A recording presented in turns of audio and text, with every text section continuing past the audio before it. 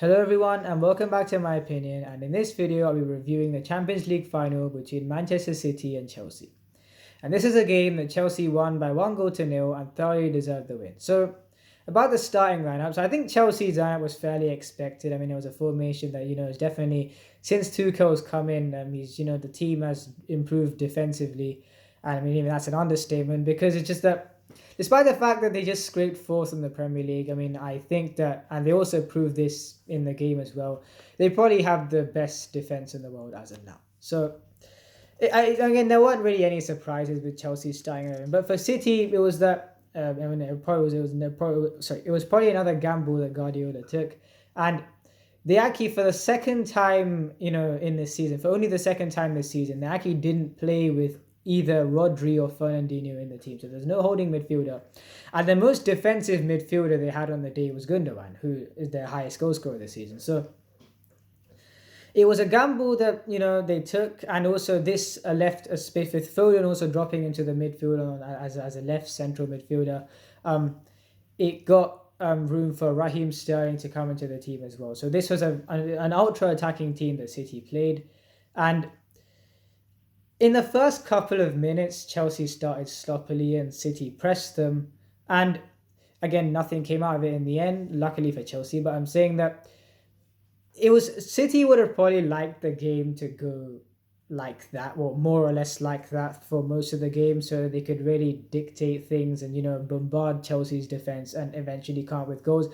And if one goal, if they scored one goal, then maybe it could bring another one. And they wanted to probably overwhelm Chelsea with the goals that they could score. Because let's be completely honest, I mean, if you look at Chelsea's front line, I mean, in current form, Chelsea's front three and City's, just all-round goal-scoring threat, they're light years apart in current form and confidence. So I just feel like that was probably their plan, and it was a feasible plan. I mean, you could say that, this wasn't like a kind of a Leon gamble where he kind of switched to the same formation as them when they probably don't really play in that formation at all. But this wasn't like that because you can kind of see where he was going with this. I mean, I still think that despite the fact that, as I said, Chelsea scraped fourth in the Premier League, if you look, recently in the last two occasions these teams have played, Chelsea have won those. I mean, okay, the second out of those two games, maybe you could say City kind of with Aguero missing that pen or not really putting the penalty in the back of the net. You could say that maybe it gave them an opening. But apart from that, especially in the first game in an FA Cup knockout game, they won. And the thing is that what I'm trying to say is, the fact is, despite the fact that City are Premier League champions, I feel like with this Chelsea team, it was always gonna be very hard to play that same way. Because if you look at the four semi-finalists, so Chelsea, Man City, Real Madrid, and PSG. Now they're all defensively pretty good, but the thing is, there's one thing about Chelsea that the other three don't exactly have, and even with City's formidable defense that pocketed PSG's main players in Neymar and Mbappe. It's just that the thing is, their defense can also prove to be a good offense. And I mean like this. So you see Kante driving out the field. So it's like against Real Madrid, I feel like with their midfield standing still, despite however, skillful footballers they are, they don't really run around much. And I just felt like with Chelsea defending as well as they did, and with Kante running up with the strength that he has, I just felt like they kind of suffocate teams. And even though their front three isn't in the best of form, it does go a long way that how good defensively their team is, that they can run up the field and they can kind of suffocate the opposition. And it was with the starting 11 that City was playing, it was kind of just like the game had to go like for more or less like it went in the first 2 minutes. Otherwise, if Chelsea suffocated City, then even as good as the attacking options that City have, I mean, with the form of this Chelsea defense, it was going to be very hard for them to probably come back if Chelsea started dictating the game. And after those first couple of minutes, Chelsea did start dictating the game, and it's just that the fact that they, the fact that their team, well, their front line wasn't in the best of goal scoring form kind of showed. I mean, Timo Werner had 3 chances in the first half, and the build up. I mean, the running that he did to get in those positions is actually very good, but it's just that his finishing just hasn't been on the season at all, and it showed because he probably should have taken at least one of those. And there could have been, the goal that eventually could have came earlier, because Chelsea did deserve it. Because after that first 2 minutes, I mean, they really City, they did get forward, but they couldn't really get past the Chelsea defense. And even when the ball was played into the box, I mean, it was an excellent, last ditch kind of defending efforts made. And yeah, it just showed how assured Chelsea are. And the thing is, as I said, it's just kind of like you could tell that Chelsea probably weren't in the best of goal scoring form coming into this, but in the end, a very deserved goal came when a Mason Mount played the ball to Kai Havertz, because there was, it was an excellent pass to pick out, and there was a kind of a gap where they could play it through, and the Edison kind of rushed out and he got a hand to the ball, but Kai Havertz kind of dinked it past him and then just scored a tap in. So again, it was kind of fitting that Chelsea won this game 1-0, as I said, because, I mean, apart from, they had another chance where I think it was towards the end of the game, the second half, about the 80th minute. They could have really put the game to bed at that stage, but City was still in it because it was 1-0. But as I said, I feel like this probably suited a 1-0 victory, because I still don't think, as far as attacking, well, as far as like kind of taking your chances, this game wasn't really it wasn't really all that in that front. But Chelsea played very well and they completely deserved to win this game. And going into the halftime break, I mean, it was kind of like Chelsea were dictating the game in leading up to the goal, but especially after the goal, if you even saw De Bruyne's face, he just wasn't very happy. And I just felt like you thought Chelsea, I know it was halftime, but you kind of literally, for me, I just thought that Chelsea were halfway there just by that. It's just the fact that you never thought that City would, respond well to the goal, because they had been completely kind of suppressed with all the attacking quality that they had on the pitch. And the thing is, De Bruyne got injured, and by the Thiago Silva kind of got injured, and Christensen came in, and I thought he did excellently, because with how Thiago Silva has come in and really marshaled this defense, along with Rudiger, who I think has been their best defender, and with the kind of things that Thiago Silva's done to really marshal this defense, him going off in a final was a huge blow, and Christensen came in and he did a very good job. And the thing is, in the second half, De Bruyne got injured when City, really needed a goal, ever since Chelsea scored.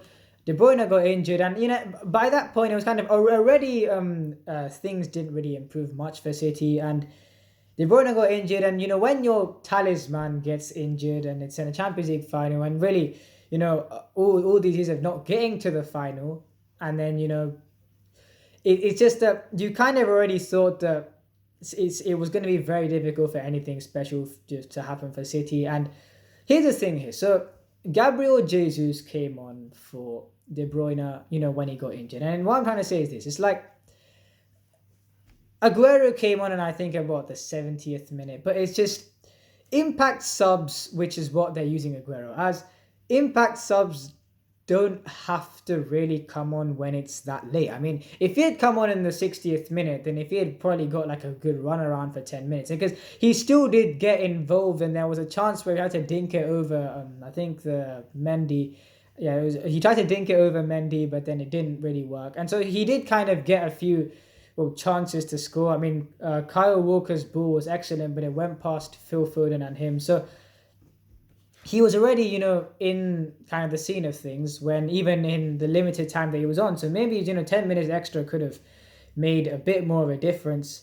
And as I said, look, right, it's like impact subs. Just because he's an impact sub, you don't have to bring him on when it's kind of a really last-ditch situation. He could have warmed up before a little bit, running around the pitch, and then maybe, things could have been a bit more different. But even then, I think Chelsea probably would have defended it, because they were really on a roll today. It's just that I thought in the first half, for me, Chilwell, I thought was probably the best in the first half. But then Kante, especially in the second half, when he, made these tackles on De Bruyne, I understand why he got the man of the match, and probably for me should win the Ballon d'Or, because he's probably the best midfielder in the world. Is because I'm saying that he defends that well, and you saw against Real Madrid when he runs up the field, and against a bunch of skill-based footballers, they could not take the intensity that Chelsea showed. And it's an example of me to when I was talking about the fact that Chelsea, with their defense, with their strong defensive players driving up the field, they suppress these teams. So again, Chelsea deserved to win this game, and Man City, well, they got to the final. They're an excellent campaign, and they've won the Premier League. But for some reason, for them, they just can't seem to get past this obstacle, which is the Champions League. And Sergio Aguero's last game for the club, and I think he's going to sign for Barcelona.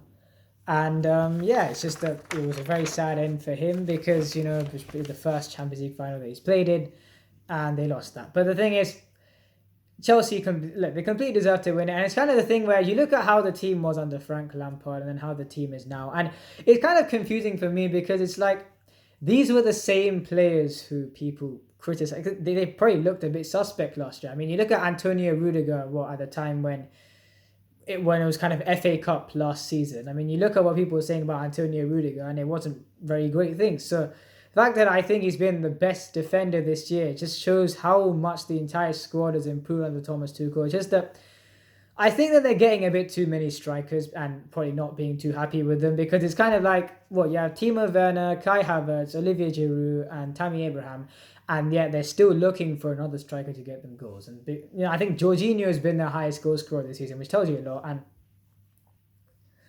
yeah, just if they just improve, I mean, not improve because the players that they do have are very good. And when it was kind of like when they bought Kai Havertz and Timo Werner and Hakim Ziyech, but mostly Kai Havertz and Timo Werner, this is what I thought. Now, despite the fact that they are very good players, I just kind of thought Bundesliga players, they do struggle taking pressure in general. And it's just the fact that if both of those two, Chelsea, they had these two exciting players, but I'm saying that if both of those two kind of had bad times of it, then it's just the fact that Chelsea wouldn't. I mean, where would the goals come from? Because then be Giroud and Tammy Abraham, and it's just the fact that both of those two didn't really have that great seasons, and Chelsea looked blunt going forward, and Ziyech also didn't have that great of a season either. So I still think that I mean, obviously they do need like kind of a really, I would say, more of a physical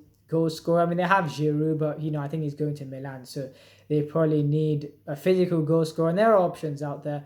But if this team gets a forward, they may even be able to win the Premier League next season because I'm not sure how City are actually going to be able to kind of thwart this advantage that quickly because I've never seen a team's defense being this good. Now we see Inter and Serie A and all, but even then it's just like this team, especially with N'Golo Kante, it's just the way they drive up the pitch. And you just, honestly, it's like, so I support PSG, but looking at this game is kind of like, I struggle to even think what we would have been able to do against Chelsea because it's just that even with all the attacking options that City had, they still managed to, get the tackles in when they needed to. And just completely, I would say, boss the game. I mean, if they just, if the finishing was on point, then Chelsea would have had, a brilliant game. And I think that, they thoroughly deserve to win. I've said this quite a few times now because honestly, like, I support Arsenal as well.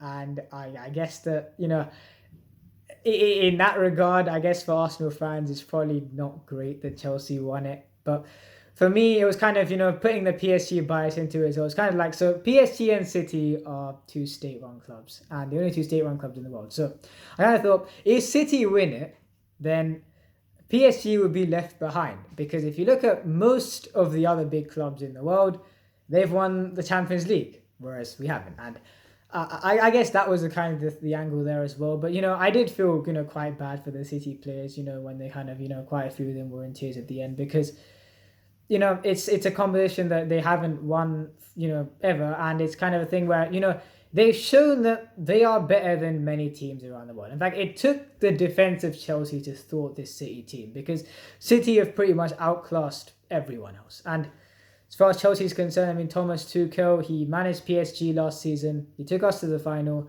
And, even then, we didn't play badly in that. It's just that we lost to a very good Bayern team. And, in a game that was very attritional, Koeman got the goal and then we lost. But I'm saying that he's gone to this team.